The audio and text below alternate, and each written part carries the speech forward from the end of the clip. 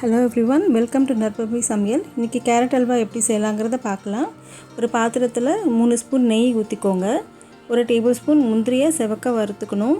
அதோட திராட்சையும் போட்டு நல்லா உப்பி வந்ததுமே ரெண்டுத்தையும் தனியாக எடுத்து வச்சுக்கணும். அந்த பாத்திரத்தில் இருக்கிற நெய்யிலேயே 3 கப்பு துருவின கேரட் போட்டு நல்லா வறுத்துக்கணும். கொஞ்சம் வதங்கினதுமே 1.5 கப்பு பால் ஊற்றிக்கணும்.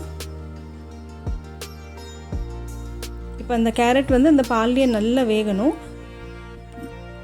ஓரளவுக்கு நல்லா சாஃப்ட் ஆனதுக்கப்புறமா 1 கப்பு சர்க்கரை போட்டு ஒரு 1/4 டீஸ்பூன் ஏலக்காய் தூள் போட்டு நல்லா கிளறி விட்டுட்டு அந்த பால் கொஞ்சம் சுண்டுற அளவுக்கு நல்லா வறுத்துக்கணும்.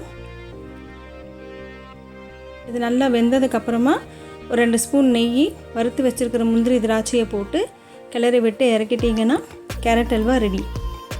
நான் போடுற வீடியோஸ் எல்லாம் உங்களுக்கு பிடிச்சிருந்ததுன்னா லைக் பண்ணுங்கள், ஷேர் பண்ணுங்கள், சப்ஸ்கிரைப் பண்ணுங்கள். கூடவே பெல் ஐக்கானையும் கிளிக் பண்ணிக்கோங்க. போடுற வீடியோஸ் எல்லாம் உடனே உங்களுக்கு நோட்டிஃபிகேஷன்ஸில் வரும். செஞ்சு பார்த்துட்டு எப்படி இருக்குன்னு சொல்லுங்கள். நன்றி.